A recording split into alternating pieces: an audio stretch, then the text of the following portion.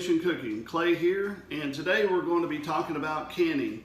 I've had a lot of requests on how to do canning as far as vegetables and or meats. Today we're going to be doing some meat.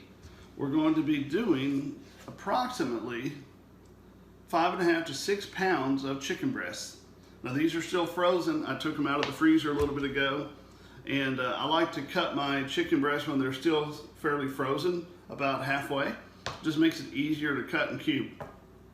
We're going to take these 5 to 6 pounds and we're going to transition those into about 5 to 6 jars of fresh chicken cubes.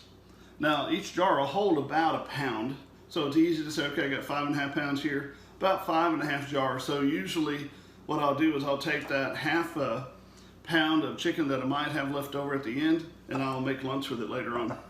Put it on a salad or something. But anyway, several things you need to have.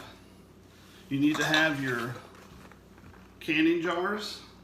So I've got a fresh batch of canning jars. Now I have a ton that I've used before and I'll reuse again, but in order for this video I wanted to have a fresh batch of canning jars. The canning jars come with a lid and a ring. So we have to take these jars, however, even though they're brand new, never been used, we have to sterilize. One of the most important things about canning, write this down, everything needs to be clean. Now I'm not talking about just wipe it down with a rag.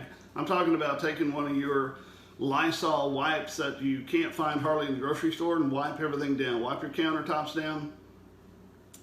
These jars, I'm going to take 6 of them and I'm going to put them in a pot of boiling water, submerged, so that it'll sterilize the jars. You don't want any bacteria in these jars.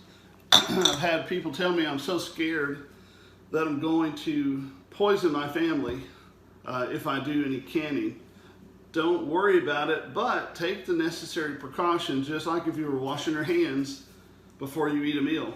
You want to wash and sterilize these jars before we can them. So I will send some pictures along with the necessary pieces along with this video, so you'll be able to see all the pieces that go with it. Not that big a deal. You need a pressure canner cooker, not just a pressure cooker, but a pressure canner cooker. And you can look online or go to Walmart or somewhere and get one of those. Pressure cookers generally don't can. You can pressure cook with them if you're doing a pot roast or something like that, but you want to use a pressure canner cooker in order to do what we're about to do. Also, you'll have some tools that go along with that, funnels and that sort of thing, and we'll show you those a little later. So without further ado, I'm going to get this ready to go. It takes a little bit of prep time, and it's just easier for me to do it and not have to videotape it, but I'll show you the end result and we'll talk about what we did. Thank you. Jars are boiling. I went ahead and put these 6 jars in those 2 pots right now. While that's happening, I've got my lids in my pot here just to kind of warm them. I'm not going to boil that. I'm just going to warm them to keep them warm.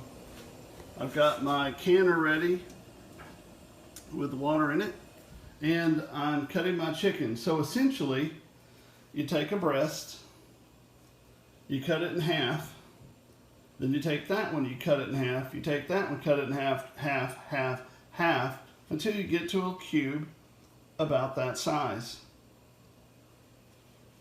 Then you throw those in the bucket there, and then you do this, you cut it in half, right there, just cut it in half, then you cut that in half and then in half, so on and so forth. So eventually we'll end up with a pot full of cut diced chicken here. Also, I forgot to mention, while you're cutting these in half, you can go ahead and cut the fat off of it, because you don't really need all the fat in your jars. So, and when it's frozen like these are still, it's real easy to cut these pieces of fat off the chicken. There's not very much, so just FYI, go ahead and cut the fat off. I've successfully cut and cubed the 5.5 pounds of chicken breasts and put them in this little pot here, and we're going to hold on for that just a minute. Over here I have boiled and sanitized my jars. I've got 2 in that one and 4 in that one. So we're going to take these jars out carefully, place them aside. We're going to keep the water because we're going to use that water later. Okay, so we successfully took the jars out carefully without burning ourselves. They're right over there. And now what I'm going to do is I'm going to turn the fire on this one, and we're going to heat that water back up to a boil. And I'm going to take my chicken cubes that I've done already, and we're going to place those in there for about 3 minutes. We want to do that in order to braise the chicken. What it does, it seals the chicken so that when they can really clean. I've done it without doing this part, and they kind of spread out more like tuna, I guess. It's still good and it's fine, but if you want it to look more uniform like what it is right now, then we're going to put it in here after we get it back to a boil and boil it for about 3 minutes. Then we'll take that out, put them in our jars, put them in our pressure cooker, turn it on, and forget it for a little while.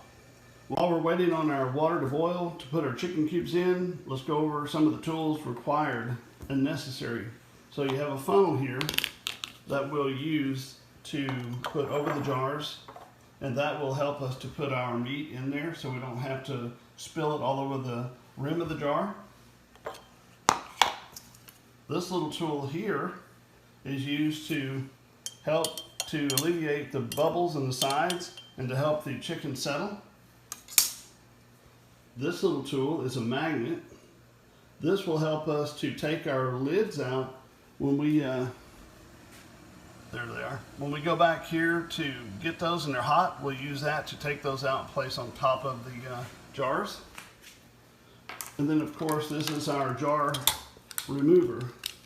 Once we get the jars done and they're finished, we'll reach in here, we'll grab those, and we'll lift them out, and we'll place them back over here on a rack to cool. So those are 4 important tools that you will need when you do this canning procedure. I've got my chicken in here and I've set my timer for 3 minutes, and basically you see what it's doing. It's just taking it and kind of, I don't know, it's braising it a little bit and helping it to not stick together.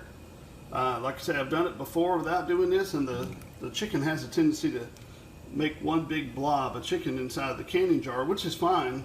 But if you like this this little cube look like that, then we braise them in hot water for, like I said, about 3 minutes. And when there's my timer. So I will take this water out and we'll dip these into our jars. All right, so I've drained the water off of these, and now we're ready to put them in the jars. So I'm going to go ahead and do that. I'm going to turn the camera around. All right, we're ready to go. So make sure your area is nice and clean. I've got my funnel here. I'm going to take my scoop. And be careful when you're draining this water, by the way. I don't need to tell you necessarily that it's really hot. Okay, so the reason we did the cubes, and the reason I did the cubes, is to help them fit uniformly. So the idea is we had about 5.5 pounds of chicken. I want to try to get all of these jars full, and I made 6 jars. So that way I have a little extra in case. It's better to have too many jars than to be 1 or 2 jars short. So I'd rather clean a couple, 3 extra, or at least 1, and then I can put them back in the box or whatever if I don't need them. So all we're doing right now is just putting them in the jars.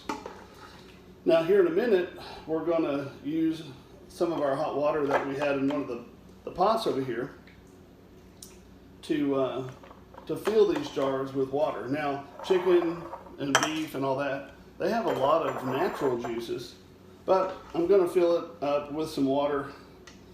Sometimes I've seen people use broth, like chicken broth or something, or they'll put a chicken cube in here to help it. But let me tell you something. It already tastes like chicken, so it's okay. But it doesn't hurt it if you want to put a chicken cube in it. It just makes it a little bit more salty. I like to do it pure, and that way when I cook with it later, I can add my own spices, whatever I want to do to it then. So put a bunch of stuff in it right now. I've done both ways. I really don't need to see it more salty or anything like that. So see how they're kind of full? In a minute I'll show you what we're going to do. And I've still got quite a bit of chicken left here, so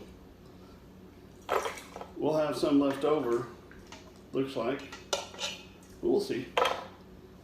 Once it settles a little bit here in a second. Alright.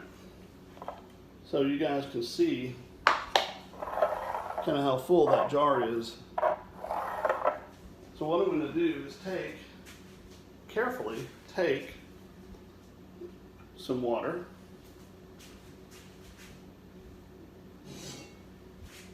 This particular pot here gets real hot on the handles. So I'm going to get a scoop here.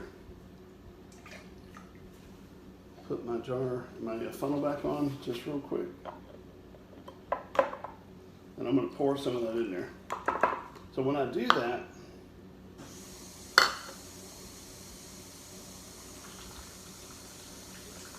I can shake it just like you would any other sediment.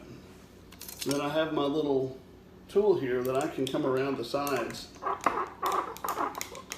And what we're doing, we're just trying to fill the voids.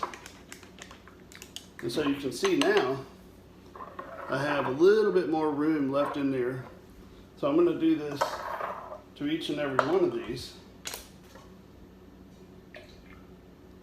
Getting back to cleaning, so when you're using this cooktop here, you'll be using it over and over and over, so you want to make sure that you've cleaned it really well. So all I'm doing is shaking the jar, and then I'll come back in here and do that. So I'll do that with the rest of them, and we'll be back. Now we've got our jars full. I used almost all of the chicken. I've got about, I don't know, 6 or 7 cubes left, and I'll, like I say, saute that up for lunch, put it on a salad. So if you'll notice this jar here, the water is already full right up to the crown here. You want to leave that room. You don't want it to be all the way to the top. You want it to be below that lip right there when you start canning. Same with the rest of these. The water is almost up. I can put a little bit more in there. There'll be enough in there for sure, but I can put a little bit more in that one. This one has plenty. That one has plenty. That one has plenty. They all have plenty. So now what we're ready to do is to put the lids on them. I've got my lids warming, and so I'm going to take a paper towel, which I should have had already, and we're going to take a paper towel, and we're going to come around the top of this, and we're just going to clean the tops and make sure there's no debris. Also, you're feeling for any kind of cracks or chips that could be on the jar. Sometimes they get cracked and chipped along the way, especially if you've used them once or twice, or a dozen times. You can reuse them as many times as you want, as long as you make sure you clean them and sterilize them each and every time. So far we've cut the chicken, cubed it, boiled it for 3 minutes. We put it in our jars. We've cleaned our jars, the lids, or the tops of the jars. Now we're going to put our lids on them. So I'm going to bring my lids over. They've been warming, not boiling, but warming. So this is some say the hardest part, but I don't think it's that hard. You just take a lid, you place it on the top of the jar, and with your fingers, you can feel if it's square or not on the jar. So just leave it there. Same thing, do it again. Take your jar, put the lid on it, use your fingers to make sure it's square. You want it to be around this rubber gasket. You want that rubber gasket to be flush around the jar. So we'll go and we'll put those on all of the jars.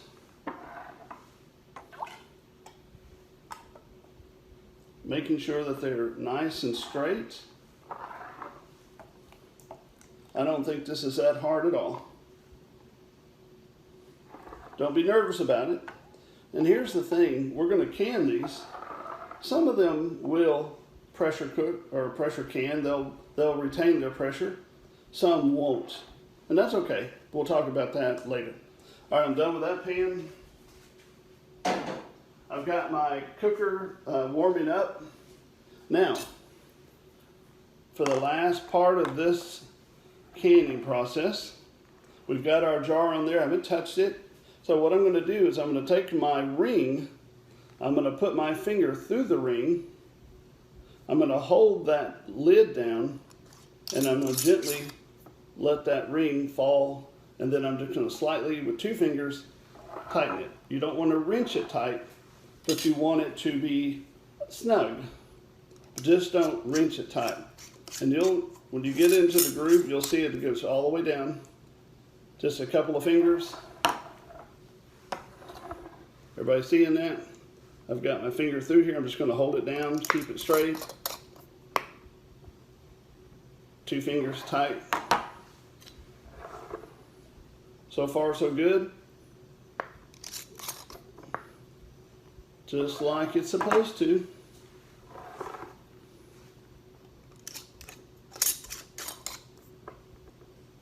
Make sure that the lids, the rings are not cross-threaded. You want to make sure they're nice and straight on the jar. You don't want it to be cross-threaded. You'll be able to tell. And just back it up and put it back on again. Okay, so those are all on and ready to go. We're going to set these down in our canner. We'll be back. All right, I've placed my jars down into the canner. Before I added my water, I put just a splash of vinegar. And the reason I do that, it helps to keep the canner from staining. Once you've done it over and over and over again, if any food or whatever happens to leak out of the jars, it has a tendency to stain. And I want to keep it as clean as possible. So I've had this canner for almost 10 years. And you can see it's very, very clean inside. And I've put about 1.25 inches of water on the bottom. You don't want to fill it, you just want to put enough in the bottom to keep it from boiling away. We don't want it to boil dry, but we also don't want to fill it so high that it goes over the lids, over the jars of the lids, over the lids of the jar. Sorry about that, backwards. That's all right. So you can see that I've just got a little bit of water down the bottom. Like I say, about 1.5 inches, 1.25 inches up the sides there. So then now I'm going to place my lid on top of this, and we're going to bring it to a boil, and we'll be right back. Okay, I put my lid on it. So this particular canner does not have a pressure gauge on it. That's okay. Some of them do and some of them don't. I have another one that's larger, and it does have a gauge at the top, and it will show you how much pressure is in the canner itself. But what we're going to do is, I've got the water on, and this is going to come up to boil here. Let's go ahead and turn it up just a little bit. And what I want to see is steam coming out of this right here. And we're going to let that steam for a minute or two, just to make sure it's got a clear passage. This right here is a steam valve, and this back here is an emergency steam valve. So if something happened bad, that will go first. People always worry about their canners blowing up listen, these canners are designed to do exactly what we're doing right here. They're not going to blow up on you, so don't worry. I've had people leave the room because they've got a canner in the kitchen and they're scared of it. Well, don't be scared of it. No more than any other tool that we use. If it's designed to do it, it's going to be fine. Now, with that being said, follow the rules. If you are canning and like we're about 300 or 400 feet elevation, we're going to be canning using a 10-pound weight. Look at your instruction manual. They're in 5s. So the lid is 5. The extra ring here is another 5. That's 10. And then I have an additional ring, which would make it 15. Depending on your elevation, where you live, if you live in a high elevation, then that changes. But for here in Texas, 10 pounds of pressure for this particular product, poultry, and we're going to do it for 75 minutes. Once I get this thing going and steaming, and you can see it steam's already about to start coming out of it. But once it gets to going real good, I'll place this on here and then we'll go from there. All right, we've got a steam going. It's been going for about 2 minutes now. So I'm gonna go ahead and place the little weight on top of there. And all it does is just sits there. And as that steam pressure builds up, this will start moving around to allow a certain amount of steam out. So you'll notice this right here will build up pressure and then it will pop out. That's what it's supposed to do. Any second now, as that steam builds up, because I've closed off that vent right there. So now this one is going to let it build up some more, and then it will pop up here in just a second. Wait for it. Wait for it.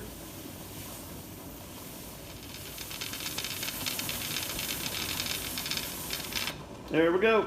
Bingo. Okay, so now when that's done, the pressure inside the canner is going to start building up. Now I've got this on high right now, my fire, and so it's going to start building up, and this will start making this little swishing sound here in just a little bit. We'll come back when it does that. So while all of this is prepping and getting ready to go, this is what I had left over. So I'm going to take this, I'm going to put it in the fridge, and then sometime later today I'll have some lunch. I'll have a salad. I will saute this up on the top of the stove here, and then we'll have that for lunch. Have a nice chicken salad. But in the meantime, it's time to clean. So everything that touched chicken needs to go into the dishwasher or wherever to be cleaned. Then I will take and I will clean this whole entire area with a nice Lysol disinfectant, because I don't like chicken germs. Chicken is one of the worst, so when you're cooking with chicken, you just want to be careful. It's not, so dangerous, but you just need to do the rules and make sure that you clean everything before you start using it for something else. You don't want to lay something else on here later and pick up any kind of bacteria that the chicken might have left. Pretty common sense. All right. So we're getting almost ready for the canner to be ready, and we'll turn over there in just a second. All right, it's been about 5 minutes since we cut off, and my little weight up here is about to start this little hissing, jiggly thing, and it will be doing this for the remainder of the process. So once it starts this, I'm going to go ahead and set my timer for 75 minutes and go, because we want to do this for 75 minutes using 10 pounds of weight here. Keep in mind that this is hot. Don't touch it. Keep your little children away from it. Don't let them get up there and grab it, because it'll burn. Always use safety precautions when cooking with pressure cookers. Once I feel like this has got to a place where it's really going, I'm going to come down here And I'm going to turn this down to medium because I don't want to do it too hot to where it can't keep up. I want it to keep doing this, but I don't need it to go any further than that right there. The water inside is boiling, and this is releasing just the right amount of steam, and it'll do that for the next 75 minutes. Alright, so once we get done with that, we will come back and finish up.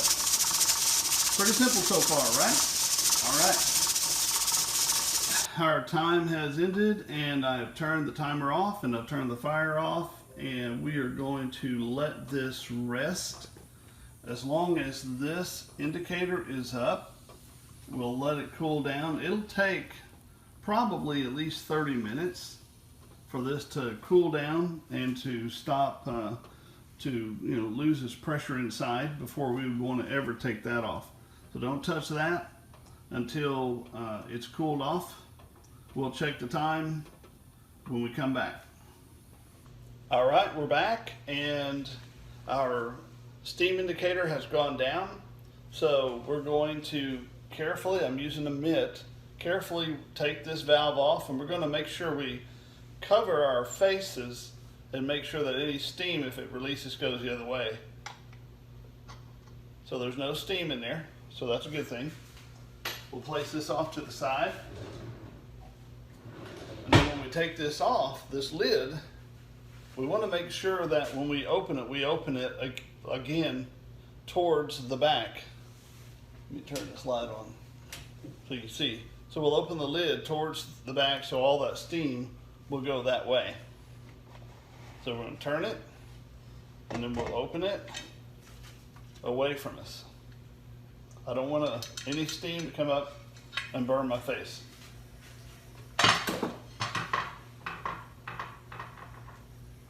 All right, so we'll grab our little jar removers, and I'm going to reach in here, and these are very hot, so you want to be careful not to bang them anything. We're going to lift this over. We're going to place it on our cooling rack one at a time, and I always put my hand underneath it just to make sure that I don't drop it. I've got a pretty good, grip up here, but I always want to make sure that I don't drop it. If I were to drop that, as hot as it is, it would be very bad. So be careful when you're taking these out.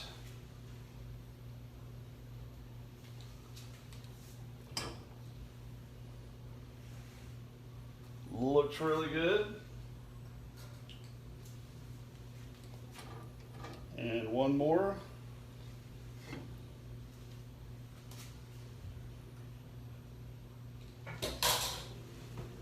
Alrighty. So we've placed these on the cooling racks.